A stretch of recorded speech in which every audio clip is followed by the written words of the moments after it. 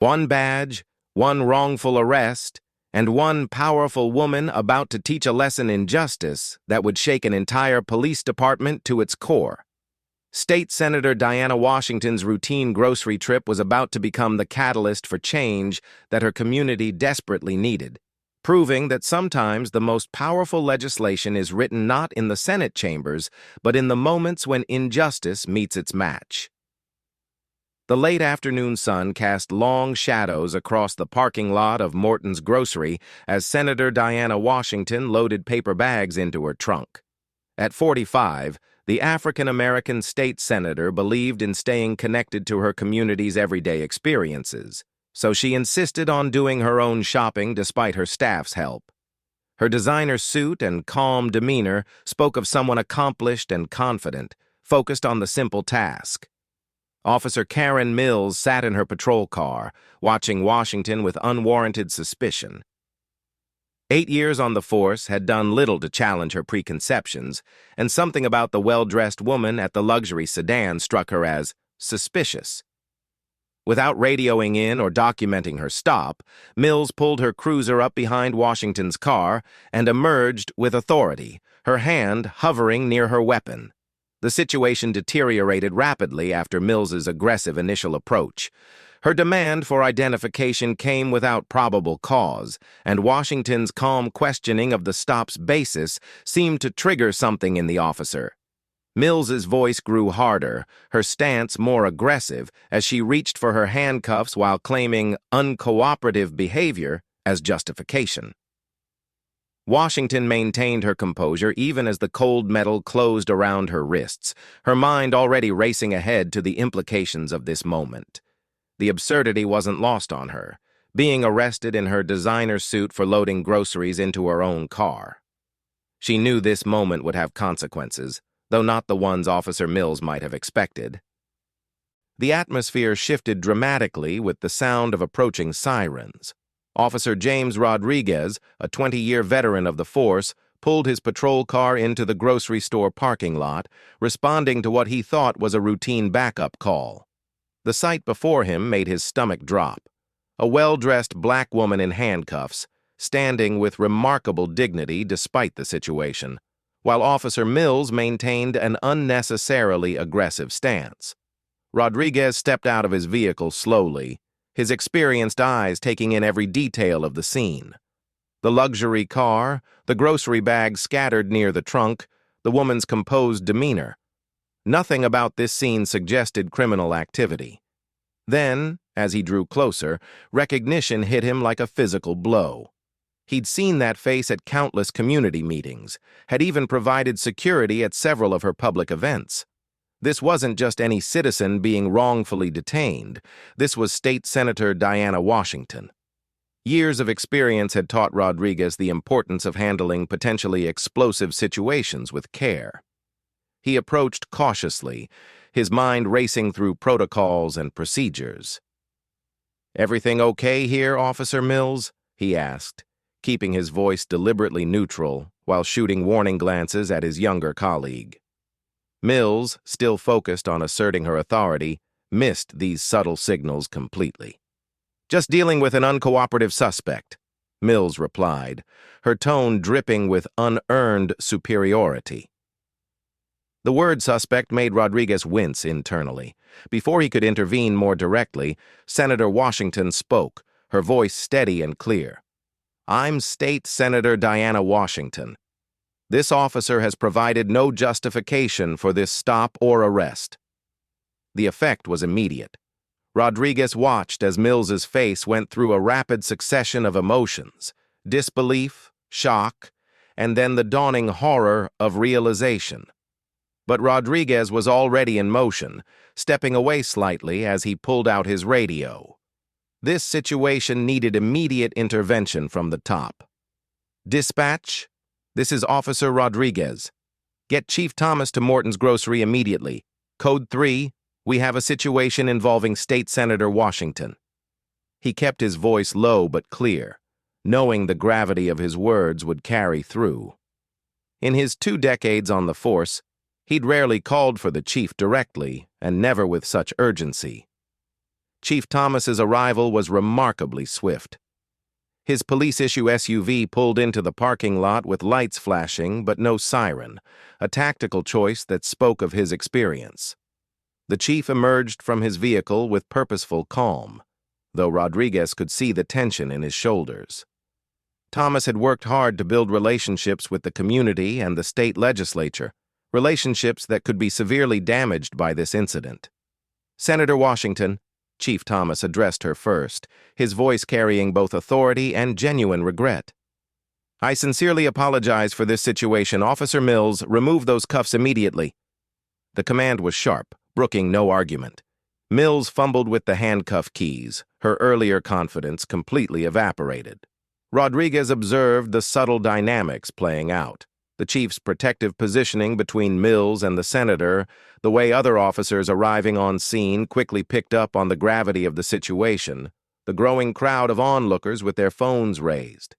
He'd seen enough similar scenarios play out over his career to know this would have far-reaching consequences for everyone involved. As the handcuffs came off, Senator Washington rubbed her wrists briefly before straightening her jacket with deliberate movements. Her eyes swept over the assembled officers, lingering on Mills, who seemed to shrink under her gaze. "Your badge and position grant you authority," the senator stated, her voice carrying across the parking lot. "But they don't put you above the law or excuse prejudice. This incident may have ended quickly for me, but I have to wonder, how many others without my title have endured similar treatment with no recourse?" The weight of her words settled over the scene like a heavy blanket. Rodriguez watched as Chief Thomas asked for Mills's badge and gun, placing her on immediate administrative leave. In that moment, he couldn't help but think this incident might finally catalyze the changes he'd been hoping to see throughout his entire career in law enforcement. The week following the incident unfolded with the intensity of a gathering storm. Senator Diana Washington sat in her office late into the evening, surrounded by stacks of police conduct reports, civil rights legislation, and community feedback letters that had flooded in since video of her arrest went viral. Her phone hadn't stopped ringing. Calls from national media outlets, civil rights organizations, and concerned constituents poured in continuously. Despite the pressure to simply accept the department's apology and move on, Washington knew this was a moment that demanded more than just personal resolution. Her legislative aide, Marcus Thompson, entered the office carrying yet another stack of papers. "Senator, we've got the initial draft of the Community Policing Accountability Act ready for your review. The committee members are eager to see it." Washington leaned back in her chair, remembering the cold touch of handcuffs on her wrists. "This isn't just about me, Marcus. Every day people face similar treatment without the shield of public office to protect them. The only difference is, I have the power to do something about it." She picked up the draft legislation, her eyes scanning the carefully crafted provisions for enhanced training requirements, implicit bias assessment protocols, and strengthened civilian oversight. The police committee hearing room was packed on the day of the special session. Community leaders, police representatives, and media crews filled every available space. The air was thick with anticipation as Washington took her place at the podium. She had chosen her outfit carefully, the same suit she'd worn during her arrest, now a silent testament to the arbitrary nature of prejudice. "Distinguished colleagues," she began, her voice steady and clear, "we gather today not to point fingers or assign blame, but to address a systemic issue that affects every member of our community. 1 week ago, I experienced firsthand what too many of our citizens face regularly, judgment based not on actions, but on appearance." She paused, letting her gaze sweep across the room. "I stand before you not seeking retribution, but reform." The testimony that followed was powerful and methodical. Washington presented statistics, personal accounts from community members, and expert testimony on police training and implicit bias. Each point built upon the last, creating an undeniable case for comprehensive reform. When she introduced the Community Policing Accountability Act, the room fell completely silent. This legislation creates mandatory implicit bias training, establishes an independent civilian review board, and implements body camera requirements with strict compliance measures, she explained. But most importantly, it creates a framework for rebuilding trust between law enforcement and the communities they serve. Former Officer Mills's testimony came next. She had agreed to appear, though her hands trembled as she approached the podium. Gone was the arrogant authority from the parking lot, replaced by a woman who seemed to have aged years in just a week. "I never thought of myself as prejudiced," she admitted, her voice barely steady. "But watching the body camera footage, seeing my actions through others' eyes, I realized my decisions that day weren't based on any real suspicion. They were based on biases I didn't even know I carried." Chief Thomas followed, his testimony carrying the weight of institutional responsibility. "Our department supports this legislation fully," he declared. "We cannot effectively serve and protect if we don't acknowledge and address our shortcomings. This act provides the framework and resources we need to better serve all members of our community."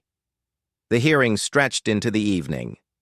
Community leaders shared stories of similar encounters, police training experts discussed the importance of continuous education, and civil rights attorneys outlined the legal implications of the proposed reforms.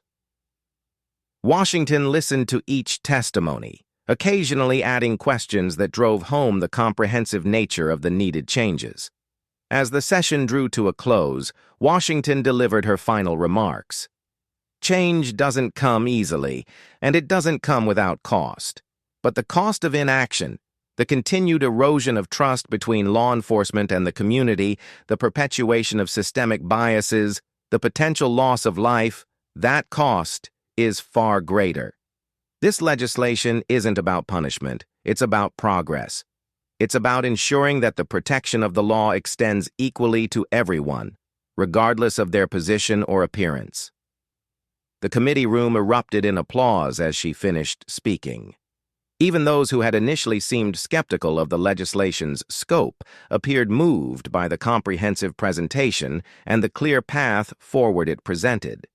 As Washington gathered her materials, she noticed several committee members already discussing amendments to strengthen the bill further.